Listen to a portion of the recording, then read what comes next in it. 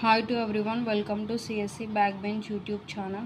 Today topic is about the input buffering, so which is also a concept of lexical analyzers.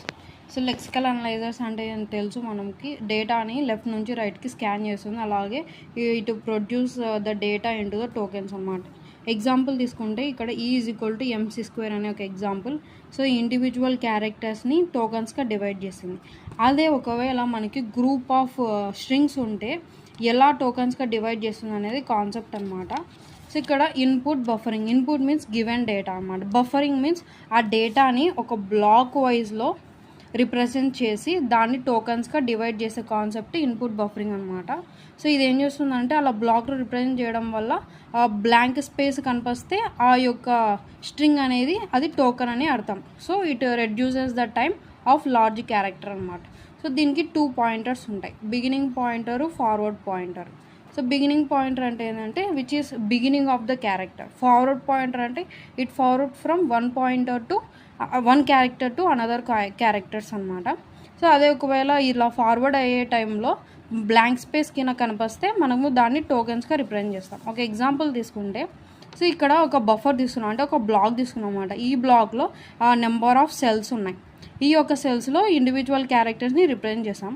ఇంట్ main అనేది ఒక example తీసుకుంటే, so beginning pointer, forward pointer అనేది ఇప్పుడు I దగ్గర ఉంది.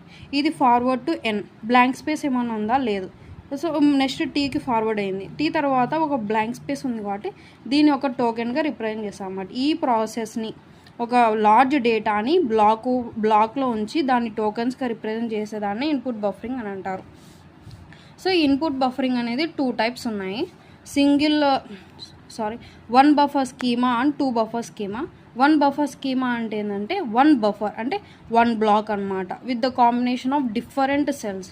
So it is a one buffer schema, only 1 buffer which is use to stores the data అనమాట. So ఈ 1 బఫర్కి ఒక ప్రాబ్లం ఉంది. ఏంటంటే సో ఇచ్చిన ఇన్పుట్ దాని యొక్క కెపాసిటీ మించి ఉంటే ఓవర్ రైట్ అనేది అవుతుంది అనమాట. దాన్ని ఓవర్కమ్ చేయడానికి 2 బఫర్ స్కీమా అనేది యూజ్ చేస్తాం. 2 బఫర్ స్కీమా అంటే ఏం లేదు, ఇందులో 2 బ్లాక్స్ ఉంటాయి అన్నమాట, 2 బఫర్స్ ఉంటాయి. సో ఇప్పుడు ఈ ఫస్ట్ బ్లాక్ అనేది ఎండ్ అయింది అనే దానికి రిప్రజెంట్ చేయడానికి EOS అనేది ఎండ్లో యూజ్ చేస్తాం. ఒక ఎగ్జాంపుల్స్ తీసుకుంటే, సో ఇలా 2 బఫర్స్ ఉంటాయి అందులో. సో ఒక ఎగ్జాంపుల్ తీసుకొని ఇవి 2 బఫర్స్ అనమాట. ఈ యొక్క ఫస్ట్ బ్లాక్ అనేది ఎండ్ అయింది అని రిప్రజెంట్ చేయడానికి లాస్ట్లో EOF అనేది యూజ్ చేసినాం. సో అది ఉంది అని అంటే మనం సెకండ్ బఫర్కి పోవచ్చు అనమాట. సో ఇది ఇన్పుట్ బఫరింగ్ యొక్క కాన్సెప్ట్.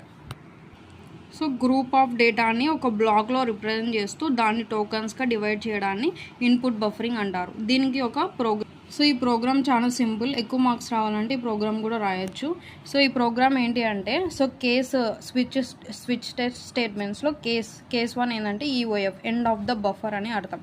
సో ఇప్పుడు మనం ఫస్ట్ బ్లాక్ని తీసుకుంటే ఆ ఫార్వర్డ్ అనేది at end of the first buffer అయింది అనుకో, అప్పుడు మనం సెకండ్ బఫర్లోకి వెళ్తాం.